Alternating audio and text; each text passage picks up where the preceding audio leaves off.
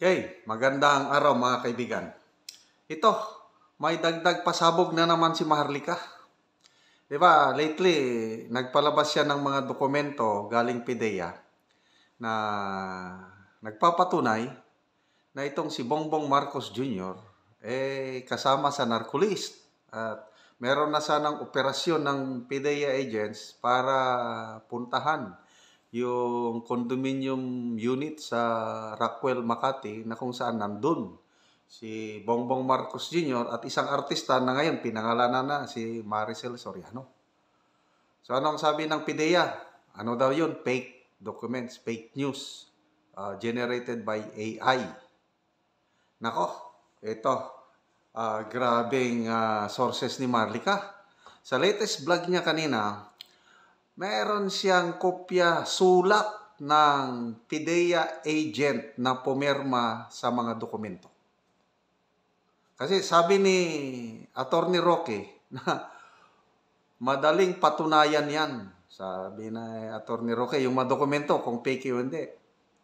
Basta, yung pumirma, aminin lang niya na pirma niya yan, mapapatunayan original o tunay yung dokumento. So ito, kanina sa vlog ni Maharlika, meron na naman siyang hawak na sulat. At ang sumulat mismo, yung PIDEA agent na nakapirma doon sa pre-operation report, yung authority to operate. Up to now, hindi pa niya pinapangalanan. Ako, alam ko na, nakita ko na yung pirma mismo, yung tao. Ang PIDEA agent na nabigla na bakit nakakuha si Maharlika niyan.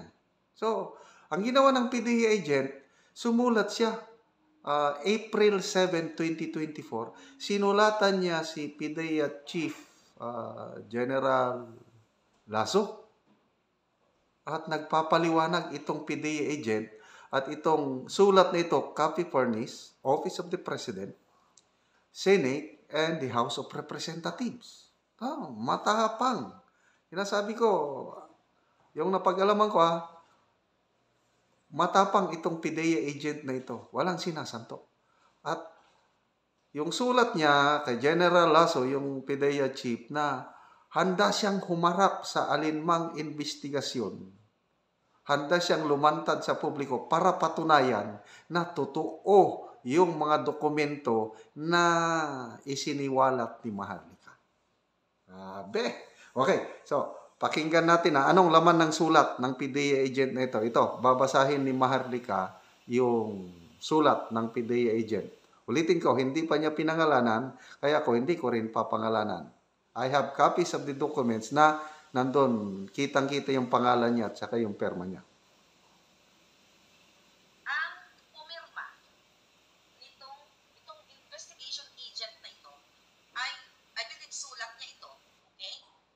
Sa Kongreso, Senado at Office of the President, confirming na ang ipinakita ni Maharlika, ay legit, hindi AI. Here, I will read the letter. Actually, ito yan mga pala, pinarin ko lang, Okay? Ito po yung letter. Ang address Undersecretary Moro Virgilio M. Lazo, Director General of PIDEA. Okay? NIA, Northside Road, Barangay Binyahan, Quezon City. So, sinulatan siya, Dear Undersecretary Lazo. Yan. Greetings, sabi niya. Sir, the undersigned former investigation agent, which is dun sa, sa papel natin na pinakita, is formally submitting himself to shed light on his alleged participation in the so-called PIDEA leaks concerning the documents presented by a certain Maharlika, a political blogger which this agency immediately debunks. Okay? Some of my former PIDEA colleagues warned me of the possible consequences of Maharlika's expose. Kaya nga diba sabi ko sa inyo noon, ayokong pinagtatakpan ko pa rin yung pangalan kasi ayokong ma-risk ang buhay bahay nitong agent na to na wala namang kamalay-malay dahil lumusot ang papeles o itong yung papel na ito papunta sa atin dahil ang nag-leak sa atin nito ay nasa loob din naman ng gobyerno na nagmamahal sa inyo na ayaw na nilang magkaroon ng pulboronic na presidente. But yung agent walang kamuwang-muwang kaya still pinoprotektahan natin siya hanggang sa magsalita siya talaga at willing siya magsalita. My channel is open. Tuloy po natin. Okay. The undersigned has no participation in any manner and does not know how the said person acquired it. That was me, okay, the said person. Please be informed that immediately upon his reassignment from IIS, okay, IIS is Intelligence and Investigation Service, okay, to the RONCR. What is RO? Comment nga dyan, hindi ko na research.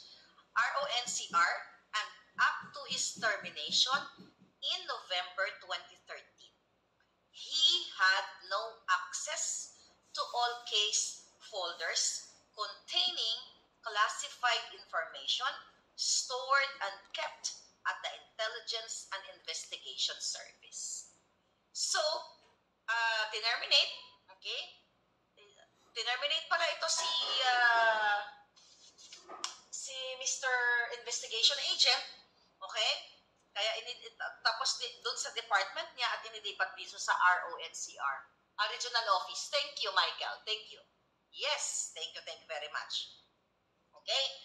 Concerning the classified information relative to the document that the political blogger is allegedly referring to against actress Miss Soriano and politician Bongbong Marcos and others. It is common knowledge at the agency's compound that the undersigned, the agent, was the one who personally interviewed the said confidential informant on March 10, 2012. At the IIS office in front of some IIS personnel who were present at that time. And the said interview was reduced to sworn statement. So yung confidential informant ay nagkwento, then nag-sign siya ng sworn statement niya. The following day, which is yun na nga yung following day is March 11. Ito yung hawak nating papel. Yun yung pre-operation report. The following day, upon taking the witness deposition, he immediately prepared the pre-ops and the authority to operate. So ito na yung papel na una natin pinakita sa inyo. Okay? For possible casing and surveillance. A process under the PIDEA manual operations before the conduct of anti-pulburon operations. Okay? Unfortunately, the then deputy, listen to this, the then Deputy Director General for Operations halted the supposed planned anti-drug operation for unknown reasons. So, pinigil. So, tama yung impormasyon natin. Diba? Na pinigil. Although hindi pa napapangalanan si Ochoa dito, pero yung Director General ay ipinigil o tinigil ang in-stop ang operation, ang pag-raid supposedly kay Terry at kay Kuting. Okay? Ngayon, tuloy natin. Following the guidelines on document security, all the acquired classified documents were securely placed in a folder with a blue cover sheet. Confidential. Containing, eto na tayo, kaya may title tayong ganyan, pictures of some personalities while using suspected illegal chuchu o illegal pulburon inside the suspected high-end condo unit at the sworn statement given by the confidential informant, including the memo dated March 10, 2012 addressed to Department of IIS. Ito yung sinasabi niya sa sulat, mga palangga. March 10, Okay. ito. Stop ko muna, no? Panoorin nyo na lang yung buong vlog ni Maharlika. So, ito, matapang itong PIDEA agent na sa pagkakaintindi ko, parang wala na siya sa PIDEA ngayon. Nag-serve lang siya sa PIDEA itong panahon ni administration ni President Noynoy Aquino. So, ano ngayon? Handang humarap, investigasyon, patunayan na totoo na magkakaroon sana ng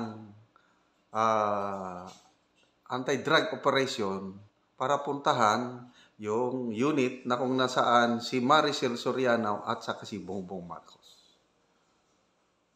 So to me, patunay na hindi peke yung mga dokumento ni Maharlika dahil yung agent na pumirma is lalantad sa publiko. So ang aabangan natin ngayon, ano ang aksyon ng PIDEA? Itutuloy pa ba nila yung linya nila na AI generated yung dokumento? Sasabihin pa ba nila na peke? Nandyan na yung, sabal, ako yung pumirma. At ako nang magsasabi na totoo yung dokumento niyan. Empleyado ako ng PIDEA, agent ako. Ako ang nakausap. Ito pa, may picture ng mga tao na nagsisinghot ng bawal na gamot. Hindi lang niya nabanggit kung kasama si Bongbong Marcos doon. Kaya lang, may picture. At yung picture na yun, I believe, provide ng confidential informant. Kaya yun, magkakaroon ng ano. So, ito, kaabang-abang ngayon. Salamat itong matapang na PIDEA agent na handang lumantad sa publiko. Okay, ang tanong, iimbestigahan ba ito ng Senado? Kasi copy fornis ang Senado. So, tingnan natin ang gagawin ni Senator Bato sa Senado kung papatawag ba niya itong PIDEA agent. So, kaabang-abang. Again, salamat sa mga puting ahas ni Maharlika na nagbibigay ng mga dokumentong ito at nalalaman natin, publiko, yung mga tinatagong sekreto. Mabuhay si Madam Maharlika.